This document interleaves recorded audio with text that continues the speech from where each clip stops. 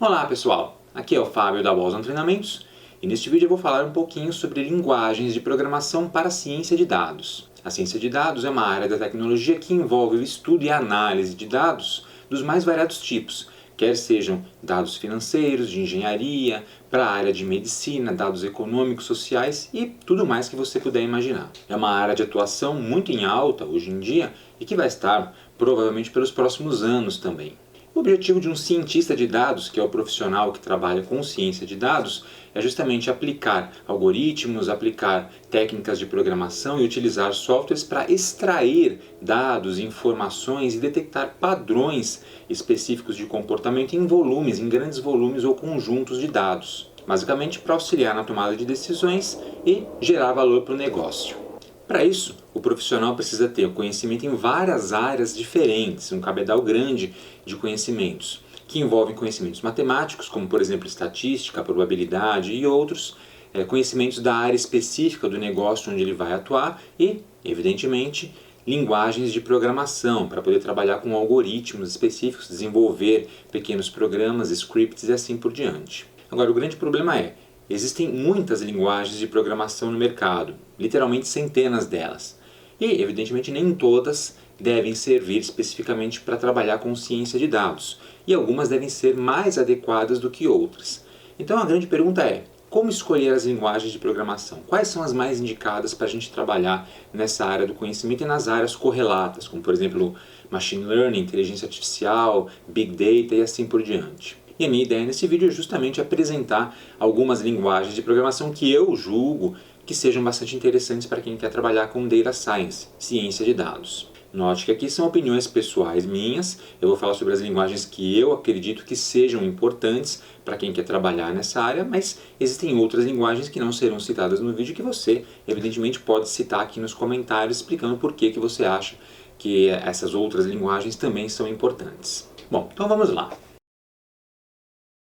A primeira linguagem, evidentemente, é o Python. Python provavelmente é a melhor linguagem para a gente trabalhar com ciência de dados em geral, por conta de uma série de fatores.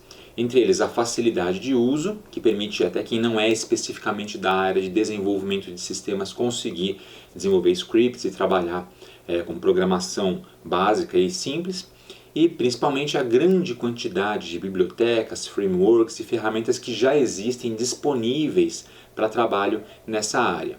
Por exemplo, NumPy, Pandas, bibliotecas gráficas como Matplotlib e assim por diante. Existem várias, na verdade são centenas de bibliotecas, frameworks e ferramentas que o Python oferece.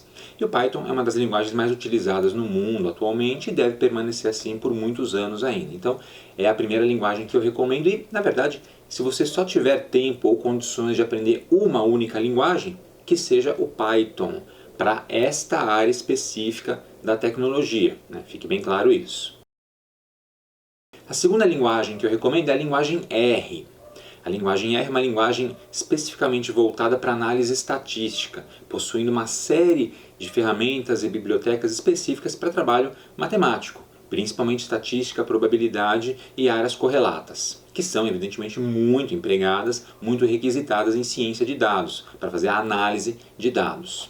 A linguagem R permite fazer modelagem matemática, trabalhar com mineração de dados, fazer análise de grandes volumes de dados e por isso é a segunda linguagem que eu recomendo aqui nesse vídeo. Com R dá para criar vários tipos de sistemas interessantes, por exemplo, sistemas de detecção de fraudes, sistemas de recomendação baseando-se em volumes de dados e outros tipos de sistemas nessa mesma linha. O R possui uma interface bem legal que é o RStudio, que facilita bastante o trabalho com a linguagem, uma interface gráfica. Inclusive aqui no canal nós temos alguns vídeos falando sobre a linguagem R, tem uma pequena série na verdade de linguagem R com o RStudio e claro, uma série também sobre Python que eu falei anteriormente. Um dos problemas da linguagem R é sua velocidade de execução, não é uma linguagem extremamente rápida, consome um pouco mais de recursos do computador, do servidor, do que o esperado, mas de qualquer forma é uma linguagem altamente recomendada e é legal você aprender Python e linguagem R. Ambas as linguagens são muito úteis e podem se complementar e até mesmo serem utilizadas em conjunto. A terceira linguagem que eu vou citar é o SQL, o bom e velho SQL, a linguagem de consulta estruturada para bancos de dados. Na verdade, o SQL ele é recomendado para qualquer pessoa que venha trabalhar com o desenvolvimento de qualquer tipo de sistema, porque é a linguagem que permite o acesso e a obtenção de dados que estão em bancos de dados relacionais. E é muito comum que a gente trabalhe com esse tipo de bancos de dados hoje em dia. O SQL é uma linguagem bastante fácil de aprender, é uma linguagem antiga, porém amplamente empregada e que você vai poder utilizar em várias áreas da tecnologia, não só em ciência de dados, mas na verdade para o desenvolvimento de qualquer tipo de aplicação que precise armazenar e acessar dados. Então, o SQL é uma espécie de conhecimento básico, padrão para profissionais de tecnologia e é bastante empregado em ciência de dados, juntamente inclusive com Python, linguagem R e as outras linguagens que a gente vai citar. No geral, você usa a linguagem SQL combinada com outras linguagens para criar aplicações e acessar bancos de dados. Claro que também existem bancos de dados não relacionais que vão ser acessados utilizando outras linguagens mais específicas, não necessariamente o SQL, mas o SQL permanece como sendo a principal linguagem para acesso a dados. Bom, uma linguagem interessante também para quem quer trabalhar com ciência de dados é o Java. O Java não é sempre citado como linguagem específica para a ciência de dados, mas encontra aplicações bastante interessantes, principalmente para trabalhar com Big Data, para trabalhar com aprendizado de máquina, Machine Learning, com Internet das Coisas, que são técnicas e tecnologias envolvidas no grande cabedal do conhecimento de ciência de dados. Muitos frameworks, bibliotecas específicos para a ciência de dados são escritos ou rodam sobre o Java, como por exemplo o Apache Spark, o Hive e o Hadoop, que é amplamente utilizado para trabalho em Big Data. O Java é uma linguagem um pouco mais complicada de aprender, um pouco mais pesada também, mas para a qual você encontra material abundante disponível em comunidades, em sites, muitos livros. Então a quantidade de informação que você encontra sobre o Java é muito grande e isso acaba facilitando um pouco o aprendizado da linguagem. Além disso, existem IDEs de qualidade para você trabalhar com Java, como por exemplo o Eclipse, o NetBeans e o IntelliJ, que facilitam bastante também o trabalho no dia a dia. E algumas das principais aplicações de Java em ciência de dados incluem mineração de dados, data mining, processamento de linguagem natural, NLP, e aprendizado de máquina e aprendizado profundo, Machine Learning e Deep Learning, que utilizam muito algoritmos escritos em Java e nessas outras tecnologias que eu citei, essas bibliotecas e frameworks específicos da linguagem. Um dos pontos baixos da linguagem Java é que, além de ser um pouco mais pesada e mais difícil de aprender, ela não tem especificamente um suporte muito extenso a procedimentos estatísticos, algoritmos para a área matemática, que a gente vai encontrar, na verdade, em linguagens como a linguagem R e a linguagem Julia, que eu vou citar daqui a pouquinho. Mas, como sempre, você pode criar aplicações combinando os pontos fortes de várias linguagens para obter um produto final. Então, nesse caso, o Java ele é bastante útil e bastante interessante também. Mas não seria a primeira linguagem que eu recomendaria para quem quer aprender ciência de dados, nem mesmo se quer aprender programação em geral. Java é um pouquinho mais complicado. Assim como essa outra linguagem, C++, C ou C++, mas na verdade o C++ aqui ele tem mais relevância.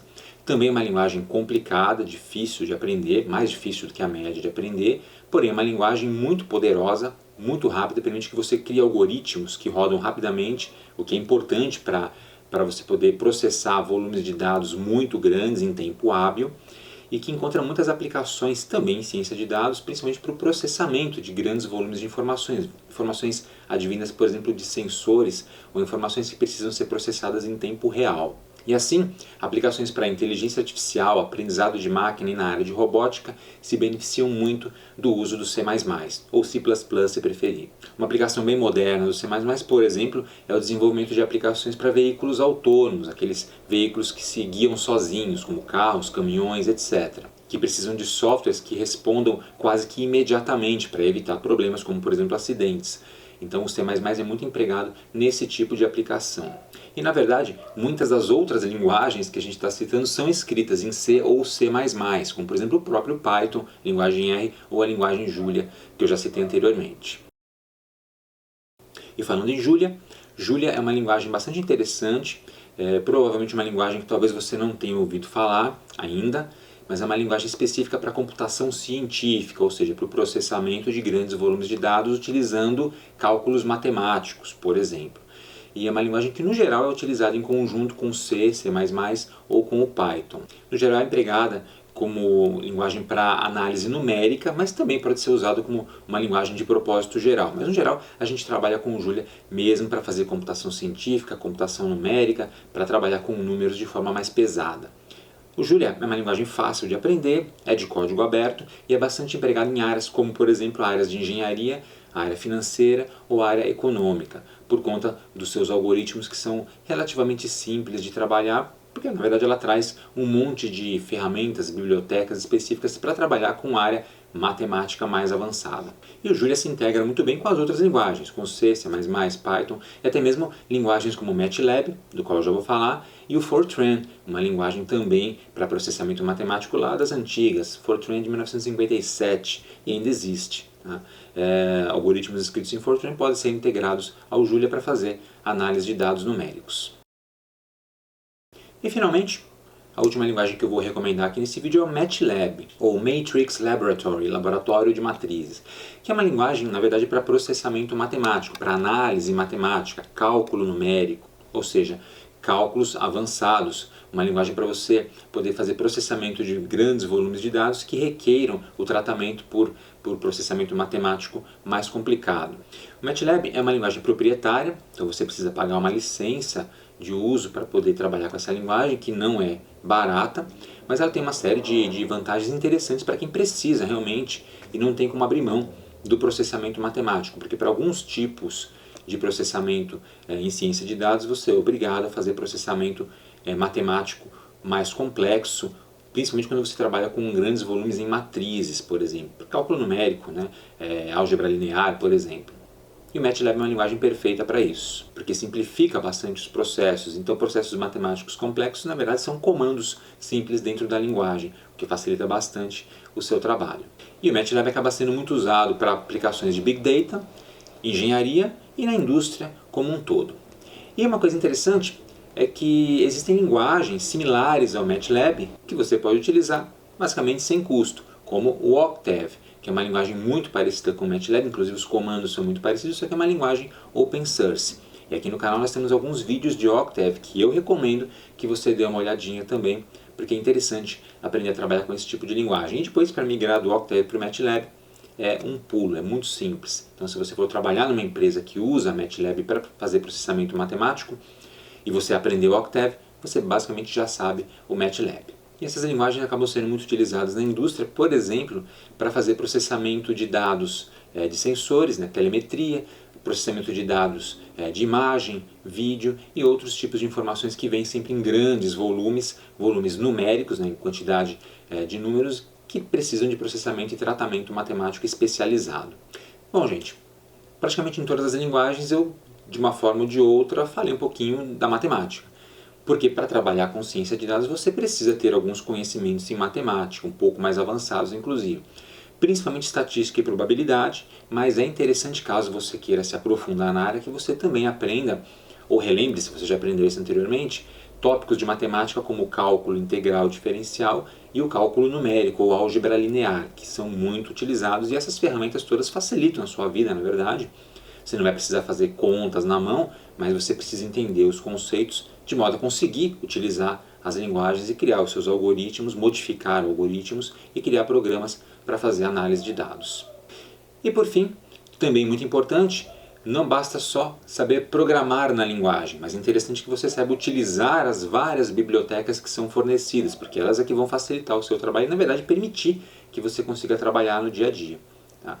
Então, saber utilizar um NumPy em Python, por exemplo, é de extrema e crucial importância. A mesma coisa para as outras linguagens. Saber utilizar um TensorFlow, por exemplo, para você trabalhar com Machine Learning ou inteligência artificial, é o que vai permitir que você efetivamente realize o seu trabalho. Então, é legal aprender a trabalhar com o máximo de bibliotecas e frameworks possíveis dentro da linguagem que você escolheu. Beleza, gente? Bom, então é isso. Nesse vídeo eu expus algumas opiniões a respeito de linguagens de programação que eu acho que são interessantes para quem quer entrar na área de ciência de dados ou áreas correlatas, como trabalhar com Big Data, aprendizado de máquina, etc. São visões pessoais minhas, é o que eu estudaria se eu estivesse entrando nessas áreas. Lembrando que é evidente que você precisa ter conhecimentos básicos de informática, conhecer lógica de programação para conseguir aprender qualquer uma das linguagens. Tá? São conhecimentos prévios, pré-requisitos que você precisa ter. Mas de qualquer forma, essas linguagens são as que eu estudaria Começaria, por exemplo, por Python ou linguagem R, que são mais simples e já encontram uma aplicação bem imediata, até mesmo em projetos um pouco mais simples, mas que também são utilizados em projetos altamente complexos. A área de ciência de dados é muito vasta, é uma área bastante interessante, bastante desafiadora e é uma área que eu recomendo para quem quer trabalhar com tecnologia e tem perspectiva de se manter na área durante muitos anos ainda. Beleza, gente? Então, é isso aí. Espero que você tenha gostado. Aproveite para se inscrever aqui no canal da Boston Treinamento se você não for inscrito ainda. Se já for inscrito, clique no sininho aqui embaixo para ativar as notificações e ser avisado quando a gente tiver conteúdo novo postado no canal. E se você quiser contribuir com a Boston Treinamentos, torne-se membro do nosso clube de canais. Aqui na descrição do vídeo tem um link para você se tornar membro e também o botão Seja Membro do YouTube com as instruções. E não deixe de acessar o nosso website www.bostontreinamentos.com.br, onde você vai encontrar vários cursos, tutoriais e aulas sobre essas linguagens todas que nós citamos aqui nesse vídeo. E não deixe de nos seguir nas redes sociais, que estão aparecendo aqui em cima. Obrigado e até a próxima!